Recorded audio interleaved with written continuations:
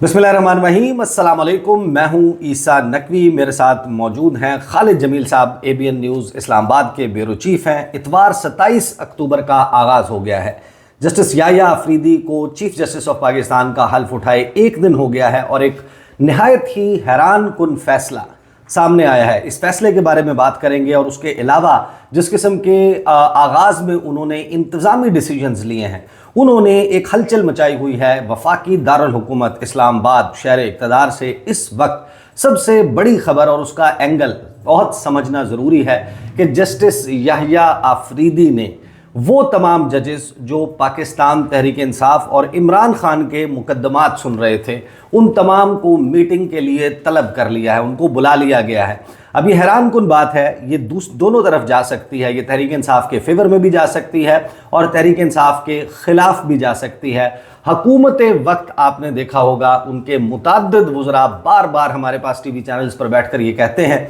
कि 9 मई के मुल्ज़िमान को सहूलतकारी मिल रही है, सज़ाएँ नहीं दी जा रही, ये शिकवा किया जाता है। और यही शिकवा प्रिसाइजली पाकिस्तान तहरीक इंसाफ का है कि 9 मई के मुल्ज़िमान का मामला तय नहीं किया जा रहा। पाकिस्तान के निज़ाम अदल का चेहरा जब तक काजी फ़ाइज़ ईसा थे, ये मुकदमात लटके हुए थे, लोग जेलों में सड़ रहे थे। जिन जजेस को बुलाया है मुलाकात के लिए, उसकी तफसील मैं आपके सामने रखता हूँ और खालिद जमील साहब से पूछेंगे कि जो एंटी टेररिज्म एक्ट है वो क्या कहता है। साथ ही ये भी पूछेंगे कि जो इस वक्त बज़ क्रिएट हुई है जस्टिस याह्या अफरीदी के आने के बाद, जो लोकल और आलमी सियासी मंजरनामा है, इसमें आने वाले दिनों में पाकिस्तान के अदालती निज़ाम में किस किस्म की तब्दीलियाँ उनकी तवक्को की जा सकती है। आगाज़ में खालिद जमील साहब से गुफ्तगू करने से पहले मैं आपके सामने खबर रख देता हूँ। खबर क्या रिपोर्ट हुई है। Chief justice of Pakistan justice Yahya Afridi के हल्फ उठाने के बाद फुल कोर्ट इजलास, जिसके बारे में हम पहले बात कर चुके, और सुप्रीम जुडिशल काउंसिल के इजलास तलब कर लिए, जबकि आइंदा हफ्ते का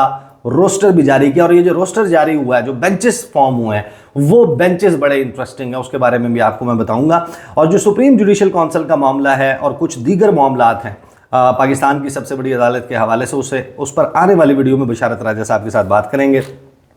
खबर में आगे कहा गया, चीफ जस्टिस पाकिस्तान याह्या अफरीदी ने फुल कोर्ट इजलास 28 अक्टूबर को 1 बजे तलब कर लिया। इसके अलावा इंसदादे दहशत गर्दी अदालतों के इंतज़ामी जजेस का इजलास भी तलब किया गया और इंसदादे दहशत गर्दी अदालतों के इंतज़ामी जजेस को अमल दरामद रिपोर्ट समेत 7 नवंबर को बुला लिया गया है। अब सबको मालूम है कि जो तहरीक इंसाफ पर गुज़श्ता 2.5 साल में, यानी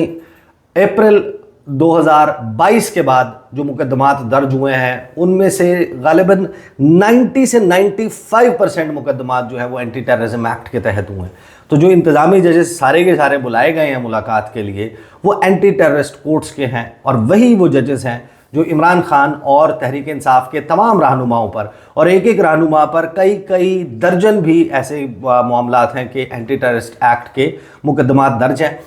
इसके अलावा सुप्रीम जुडिशल काउंसिल का इजलास भी तलब किया गया है। सुप्रीम जुडिशल काउंसिल का इजलास 8 नवंबर को होगा। आइंदा हफ्ते का जो रोस्टर जारी किया गया है वो बड़ा इंटरेस्टिंग है। 28 से 1 नवंबर तक जो बेंचेस हैं उनका रोस्टर जारी किया गया और roster practice and procedure act के तहत रजिस्ट्रार ने जारी किया है। सुप्रीम कोर्ट के 8 बेंचेस 28 अक्टूबर से मुकदमात की समाअत करेंगे। Bench 1 chief justice Pakistan Yahya Afridi और जस्टिस शाहिद बिलाल पर मुश्तमिल होगा, जबकि बेंच 2 में जस्टिस मुनीब अख्तर और जस्टिस अतर मिनल्ला शामिल होंगे। जस्टिस अमीनुद्दीन खान और जस्टिस इरफान सादत खान बेंच 3, बेंच 4 में जस्टिस जमाल मंदोखेल, जस्टिस मुसर्रत हिलाली और जस्टिस शहजाद मलिक शामिल होंगे, जबकि बेंच 5 जस्टिस मोहम्मद अली मजहर, जस्टिस हसन अजहर रिजवी, बेंच 6 में जस्टिस आयशा मलिक और जस्टिस अकील अब्बासी शामिल होंगे। बेंच 7 में जस्टिस शाहिद वहीद और जस्टिस नईम अख्तर अफ़गान मौजूद होंगे और 8 में जस्टिस सरदार तारिक मसूद और जस्टिस मज़हर आलम मियाँ खेल होंगे। अच्छा, ये तो है इनिशियल रोस्टर, लेकिन उसके बाद वाला रोस्टर बड़ा इंटरेस्टिंग है। उसके बाद जो रोस्टर है, सुप्रीम कोर्ट ने 4 नवंबर से 8 नवंबर तक के लिए भी जो जजेस रोस्टर जारी किया है और उसमें 8 बेंचेस प्रिंसिपल सीट पर मुकदमात की समाअत करेंगे। और अगर आप सुप्रीम कोर्ट ऑफ पाकिस्तान को याह्या अफरीदी साहब के आने से पहले 2 हिस्सों में डिवाइड करते थे कि एक ग्रुप है जजेस का जिसके सरबराह है जस्टिस काजी फ़ाइज़ ईसा, यानी कि काजी फ़ाइज़ ईसा ग्रुप, और दूसरा ग्रुप है जस्टिस मंसूर अली शाह का ग्रुप। तो बाकी जितने भी बेंचेस बने हैं 4 नवंबर से 8 नवंबर के दरमियान, اس میں سوائے جو ایڈ ہاک ججز کا جو بینچ ہے جس میں 2 ججز ہیں، اس کے علاوہ جتنے بھی بینچز ہیں ان میں جسٹس منصور علی شاہ کا جو گروپ ہے اگر وہ تھا تو وہ ڈومینیٹ کرتا ہوا نظر آتا ہے، ان کی میجورٹی ہے۔ خالد جمیل صاحب بڑا انٹرسٹنگ، بینچ 1 میں جسٹس یحییٰ آفریدی، جسٹس شاہد بلال ہوں گے، بینچ 2 میں جسٹس منصور علی شاہ، جسٹس عائشہ ملک اور جسٹس عقیل عباسی ہوں گے۔ اس کے بعد بینچ 3 میں جسٹس منیب اختر، جسٹس عطر من اللہ، بینچ 4 میں جسٹس امین الدین خان اور جسٹس عرفان سعادت خان، بینچ 5 میں جسٹس محمد علی مظہر اور حسن اظہر رضوی، بینچ 6 میں جسٹس شاہد وحید اور جسٹس نعیم اختر افغان، یعنی اگر کہیں پر ہے بھی تو صرف 1-1 کی ریشو سے ایکول ہوتا ہے۔ بینچ 7 میں جسٹس مسرت ہلالی اور جسٹس ملک شہزاد ہوں گے، بینچ 8 میں سردار طارق مسعود اور جسٹس مظہر عالم میاں خیل۔ یہ وہ واحد بینچ ہے جس میں ڈومینیٹ کر رہا ہے جو ایڈ ہاک ججز ہیں نا دونوں، ان کو اکٹھا رکھا ہے۔ اب آ جائیں اس معاملے پر، یہ جو اینٹی ٹیررزم ایکٹ ہے اس کی جو تحت بننے والی عدالتیں ہیں، یہی وہ عدالتیں ہیں نا جن کے اوپر تحریک انصاف کے آپ کے خیال میں کتنے ایسے لوگ ہوں گے جن کے اوپر ATA کے علاوہ کوئی اور مقدمات، یعنی کہ صرف دوسرے مقدمات؟ وہ تو صرف عدت کیس ہی تھا ایک، اس کے علاوہ تو اور کوئی کیس نظر نہیں آتے۔ دیکھو اس میں ایک تو یہ جو بینچز کا ہے نا،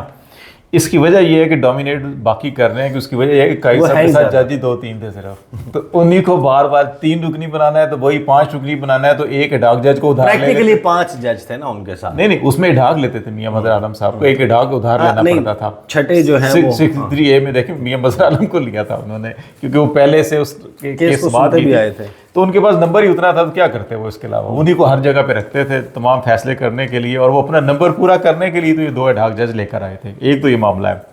دوسرا معاملہ یہ ہے کہ انسداد دہشت گردی عدالتوں کی آپ بات کر رہے ہیں،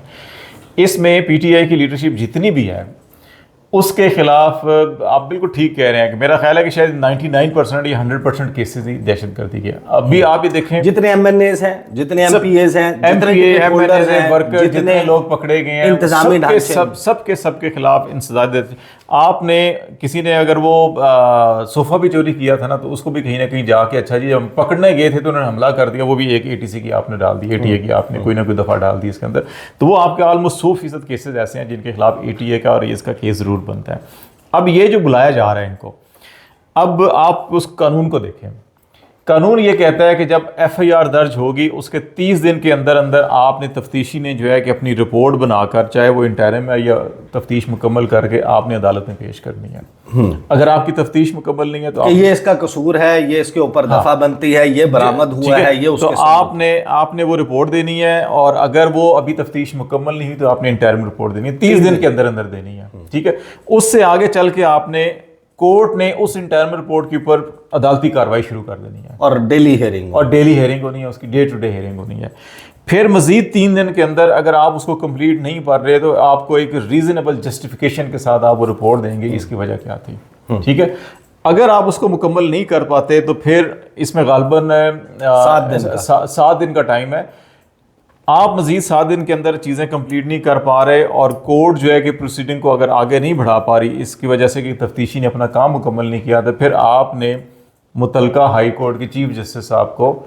with solid reasons justification report پیش کرنا، رپورٹ پہنچا دینی۔ اب یہ اس کا مطلب یہ ہے کہ 25 مئی 2022 کو جن لوگوں پر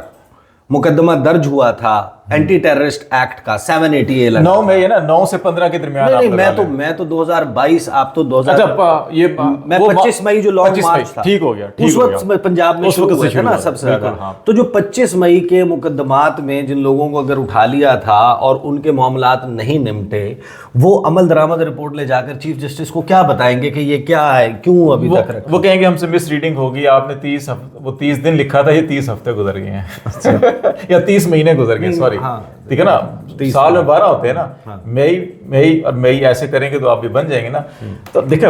جواز تو کوئی بھی نہیں ہے۔ اب یہ وہ معاملہ ہے جس کی وجہ سے لوگ یہ کہتے ہیں کہ قاضی فائزہ صاحب جو ہے کہ اس پورے کے پورے سسٹم کی گارنٹی تھے یا وہ سہولت کاری کر رہے تھے، ٹھیک ہے۔ اگر آپ کے اب یہ چیف جسٹس صاحب نے ان سب کو کھایا کہ جناب تشریف لیں 7 نومبر کو، آپ عمل درآمد رپورٹ بھی ساتھ لے کر آئیں، اب جب وہ عمل درآمد کتنے مقدمات تھے، کتنی سزائیں دیکھیں نا، آپ عمل درآمد رپورٹ آئے گی تو اس کے اندر نا وہ خانے بنے ہوں گے نا، FIR فلاں دن درج ہوئی، فلاں دن جو ہے کہ آپ کا چلان یا رپورٹ ہوئی یا بری رپورٹ ہوئی، فلاں دن آپ کی جو ہے جسٹیفیکیشن جو رپورٹ تھی وہ آ گئی، اتنے 7 دن گزر گئے پھر بھی کچھ نہیں ہوا، تو پھر ہم نے ہائی کورٹ کے چیف جسٹس صاحب کو یا صاحبہ کو جو ہے کہ ہم نے فلاں تاریخ کو آگاہ کر دیا. اب اس کے بعد ہمیں نہ کوئی گائیڈ لائن آئی ہے یا گائیڈ لائن آئی ہے، ڈائریکشن آئی ہے، کچھ نہ کچھ تو ہوگا نا. وہ ساری جب سامنے آئے گی تو پھر اس قانون کے سامنے رکھ کر جو ہے کہ چیف جسٹس آف پاکستان ان کو کوئی ڈائریکشن دیں گے کہ جناب قانون تو یہ کہتا ہے، آپ نے اگر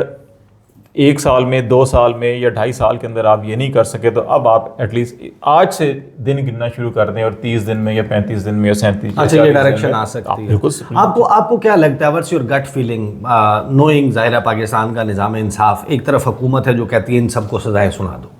اور ایک طرف تحریک انصاف ہے جو کہتی ہے CCTV فوٹیج لے آؤ، فلاں کر دو، جس پہ ثابت ہوتا ہے اس کو سزا سنا دو لیکن جو بے گناہ اس کو چھوڑ دو. انٹرنیشنلی پاکستان کے نظام انصاف پر اس وقت سوال یہ اٹھا ہوا ہے کہ آربیٹریری ڈیٹینشنز ہیں، یعنی کہ من مرضی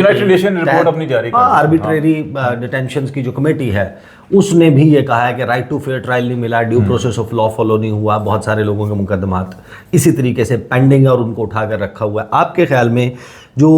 یحییٰ آفریدی صاحب ہیں وہ کیا اب پاکستان کے نظام انصاف کا چہرہ دھونا چاہتے ہیں، یہ جو داغ لگا ہوا ہے اس کو مٹا کر، اور ایک معاملہ once and for all settle کریں، جن کی سزا بنتی ہے ان کو سزا سنائی جائے اور باقی لوگوں کو؟ دیکھیں یہ بنیادی مطالبہ بھی یہی تھا، PTI کا بھی، انسانی حقوق تنظیموں کا بھی، ہر ذی شعور شخص کا یہی مطالبہ ہے کہ آپ جو بھی قانون ہے اس کے سامنے اب ٹرائل کریں، عدالت کے اندر ٹھوس شواہد یا شواہد ثبوت جو بھی ہیں لے کر جائیں.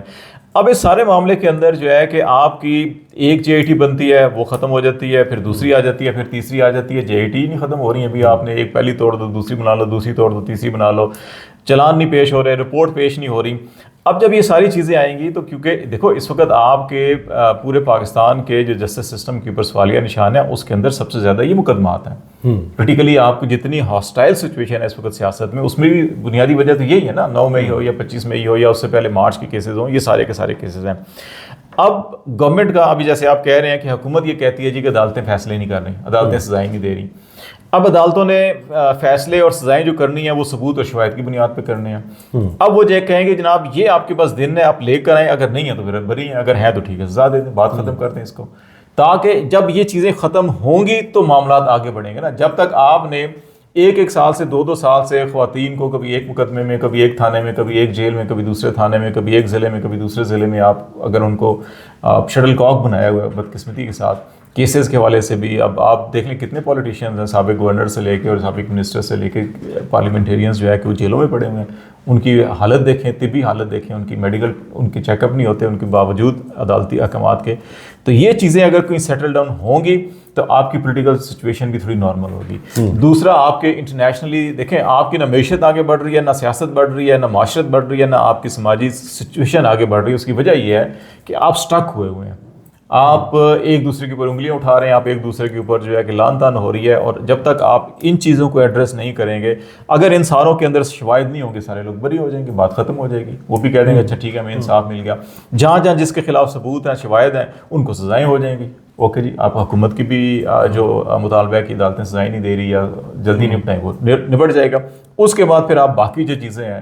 آپ کے باقی جتنے بھی ایشوز ہیں، چاہے وہ کانسٹیٹیوشن امینڈمنٹ پٹیشنز، یہ پھر وہ ساری چیزیں آئیں گی جس کو آپ پولیٹیکل کیسز کہہ سکتے ہیں یا کانسٹیٹیوشن چیزیں کہہ سکتے ہیں. اس کے اوپر آپ کی سپریم کورٹ نے جو فل کورٹ ہے اس کے اندر پھر چیزیں طے کریں گے. چیزیں انتظامی سائڈ کے اوپر کیا طے کرنا ہے، آپ کی کانسٹیٹیوشنل سائڈ کے اوپر یا جوڈیشل سائڈ کے اوپر آپ نے کیا طے کرنا ہے، وہ بھی میرا خیال ہے آپ کی اس 28 کو بھی. اور پھر اس کے بعد جب جسٹس منصور شاہ آئیں گے تو نومبر کے فرسٹ ویک میں وہ بھی چیزیں سیٹل ہو جائیں گی. تو پھر معاملات آگے بڑھ سکیں گے. میرا خیال ہے پاکستان کو آگے بڑھنے کے لیے آپ کو یہ 2-3 ایشوز پہلے ایڈریس کرنے پڑیں گے. خالد جمیل صاحب تھینک یو سو مچ. میں آپ کو ٹورڈز اینڈ بتاؤں کہ پریکٹیکلی اینڈ پرسنلی ہم لوگوں تک بھی بہت سارے لوگ آتے ہیں، اور یہ جو ابھی ستمبر کے آخری ہفتے میں PTI نے ایک احتجاج کیا تھا، میرے پاس ایک جاننے والے آئے اور انہوں نے کہا کہ یہ میڈیکل سٹور کی CCTV فوٹیج ہے. ان کے بھائی جو ہے وہ میڈیکل سٹور، ان کے ہاں ایک بچے کی ولادت جو ہے وہ متوقع تھی، اور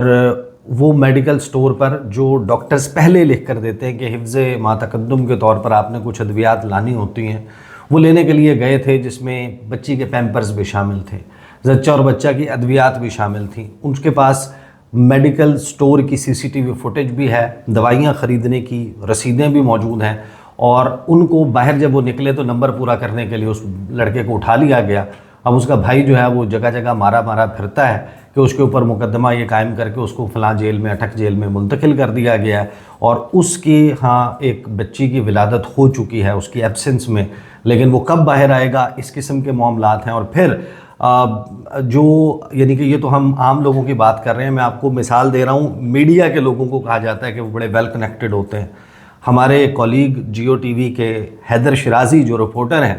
اور ان کو بڑا یہ سمجھا جاتا ہے کہ وہ تحریک انصاف کے مخالف اور اینٹی تحریک انصاف رپورٹر ہیں، حالانکہ رپورٹر ہوتا ہے، اس نے رپورٹ کرنا ہوتا ہے۔ انہوں نے مجھے خود پرسنلی یہ بتایا کہ جب 28 ستمبر کا احتجاج کور کرنے کے لیے 28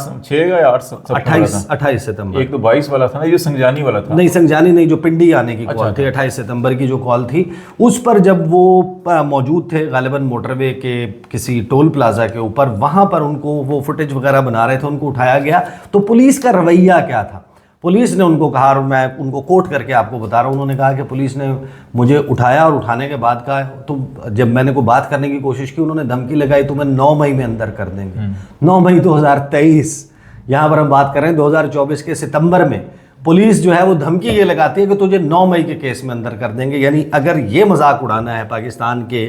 نظام انصاف کا، قانون کا، اور پولیس نے اس کو اب اپنی پولیس گردی کا ایک ٹول بنانا ہے، دس مسٹ اینڈ۔ اور پاکستان کے نظام انصاف کے ہیلم آف افیئرس پہ بیٹھے ہوئے جسٹس یحییٰ آفریدی کو اس معاملے کو دیکھنے کی ضرورت ہے۔ اب تک کے لیے اتنا ہی، اجازت دیجیے، اللہ حافظ۔